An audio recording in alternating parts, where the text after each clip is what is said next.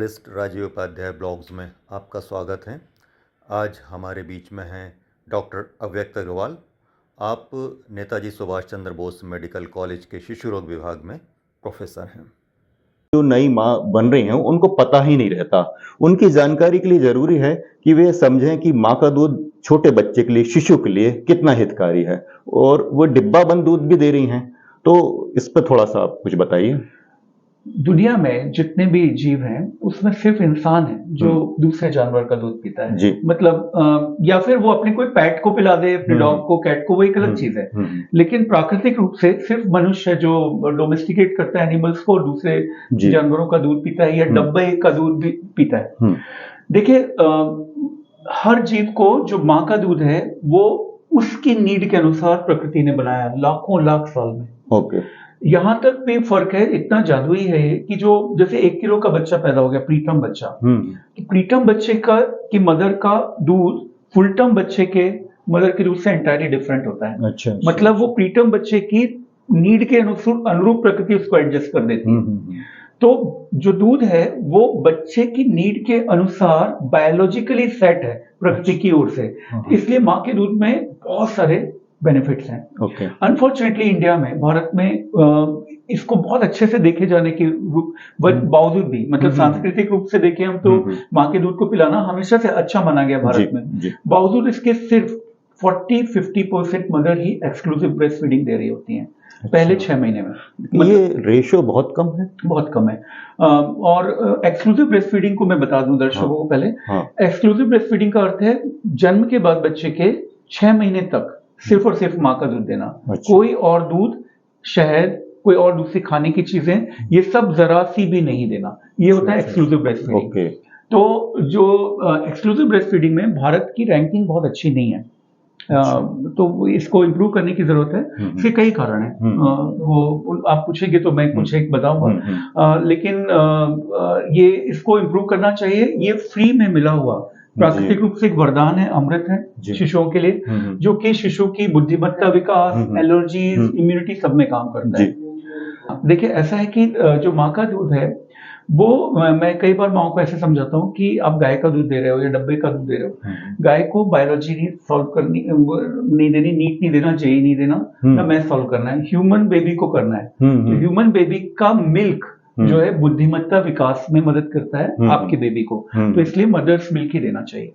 कई बार ये मान लिया जाता है कि जो गाय का दूध है वो लगभग सेम माना जाता है क्या, कि यदि माँ का दूध नहीं हो पा रहा है तो गाय का दूध दे दिया जाए क्योंकि वो भी पतला होता है, तो क्या सब्स्टिट्यूट हो जाता है ये? गाय का दूध गाय के बछड़े के लिए। अच्छा। इंसान के मिल्क से उसमें बहुत सारे अंतर हैं। जैसे प्रोटीन उसमें काफी अधिक मात्रा में in comparison to human milk. तो ऐसे बहुत सारे अंतर हैं उसमें। बहुत सारे तत्व जो ब्रेन के विकास के लिए इंपॉर्टेंट हैं वो गाय के दूध में नहीं है। तो लेकिन जहां पर मदर को मिल्क किसी वजह से बिल्कुल भी नहीं हो रहा है, वहां देखना चाहिए कि क्यों नहीं हो रहा। अक्सर ऐसा होता नहीं है। अच्छा। मतलब जो भी मदर बनी है उसको मिल्क अवश्य होगा।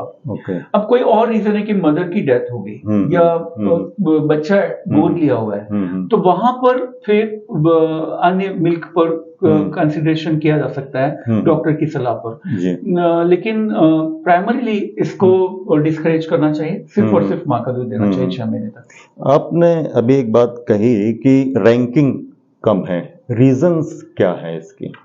जो कम्युनिटी में देखने मिलता है, एक तो सबसे ज्यादा ये है कि अलग अलग है, गांव में अलग है, शहर में अलग है।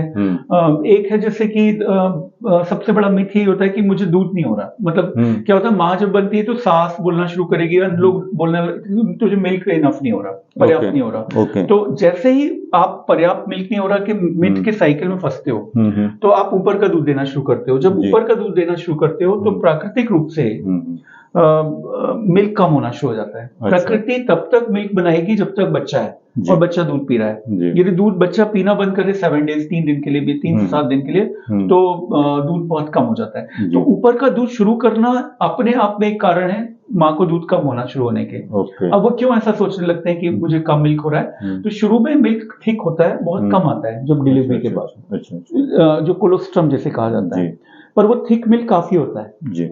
लेकिन परसेप्शन में होता है कि ज्यादा होना चाहिए milk। तो उसकी वजह से ये होना शुरू होता है, मिल्क नहीं हो रहा, चलो ऊपर कर देते हैं। कई बार डॉक्टर्स, हॉस्पिटल स्टाफ, नर्सेज भी इसके लिए संवेदनशील नहीं होते हैं। वो लोग भी इस चीज को आसान समझते हैं कि एक लिख देते हैं डब्बा, तो वो कौन कितनी देर समझाए इनको, तो वो सेटिस्फाइड रहेंगे। तो वो भी एक रीजन है।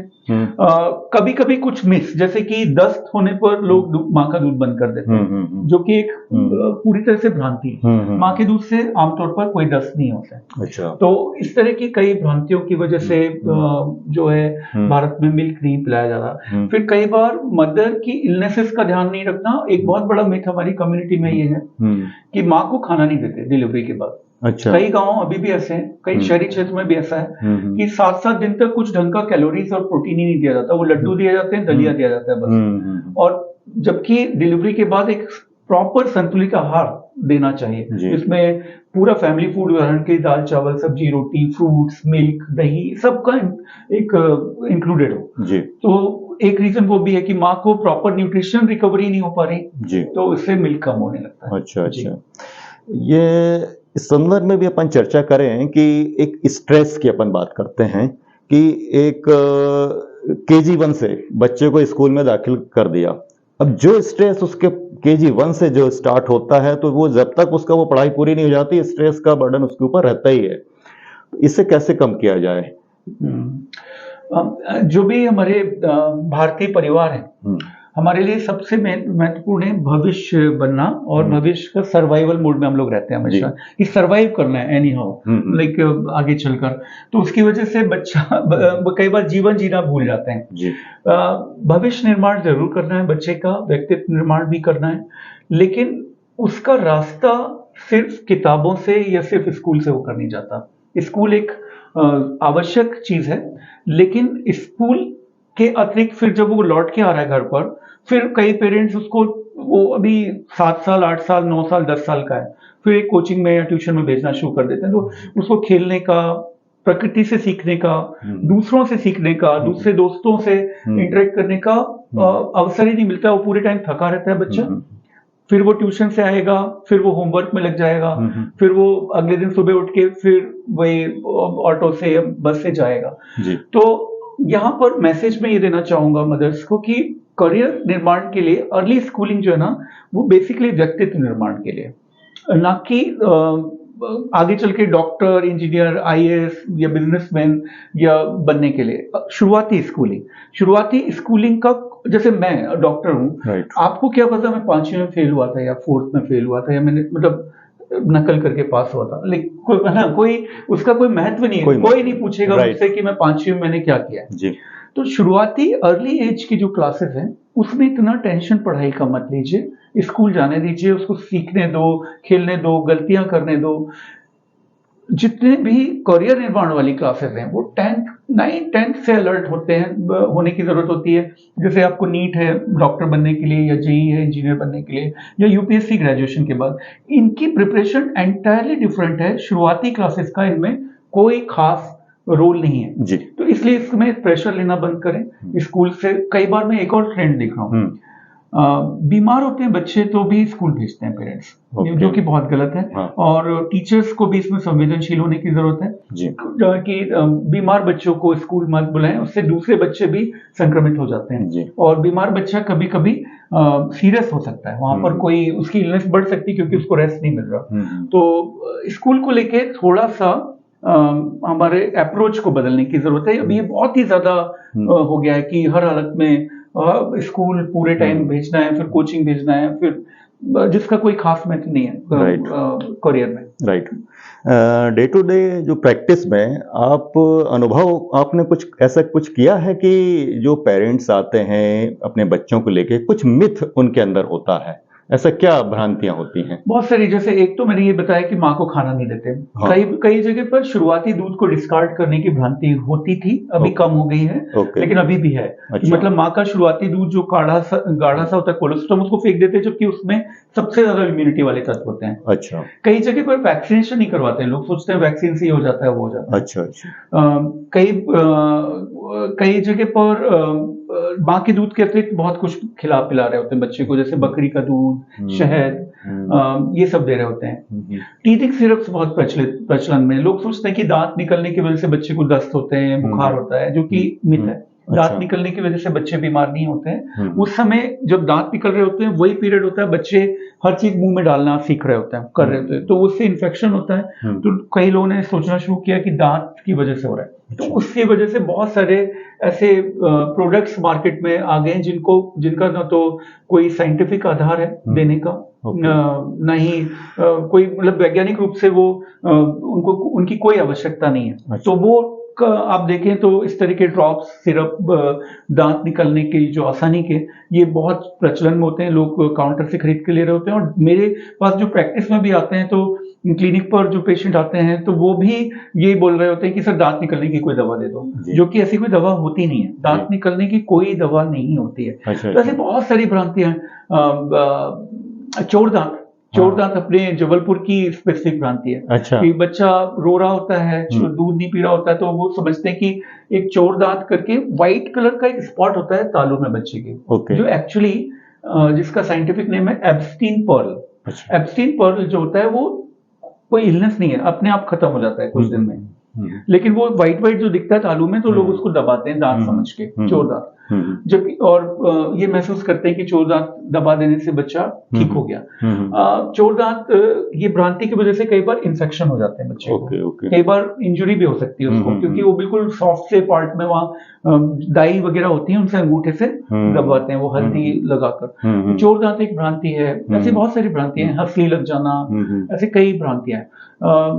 कुछ भ्रांतियों पे मैं रिएक्ट नहीं करता, मतलब जैसे हंसली लगने में मालिश करोगे कोई दिक्कत नहीं है। लेकिन जहाँ इन्वेजन है, जहाँ पर आप अंदर मुंह में डाल रहे हो, वहां पर गलत है। जहाँ पर माँ का दूध बंद कर रहे हो, वो बहुत गलत है। जहाँ वैक्सीनेशन नहीं लगवा रहे हो, वहां गलत है। तो इस तरह की भ्रांतियां यदि कम होगी भारतीय समाज से, तो हमारी शिशु मृत्यु दर में बहुत कमी आएगी। साथ ही साथ में माँ की मृत्यु दर में भी कम आएगी। माँ की इलनेसेस में, प्रेगनेंसी में कई खाने पीने की चीजें नहीं दी जाती हैं मदर को। बहुत सारे जगह पर अभी ये भी भ्रांति है, सही पोषण नहीं मिल रहा होता, जबकि प्रेगनेंसी के समय 400 किलो कैलोरी एक्स्ट्रा चाहिए माँ को।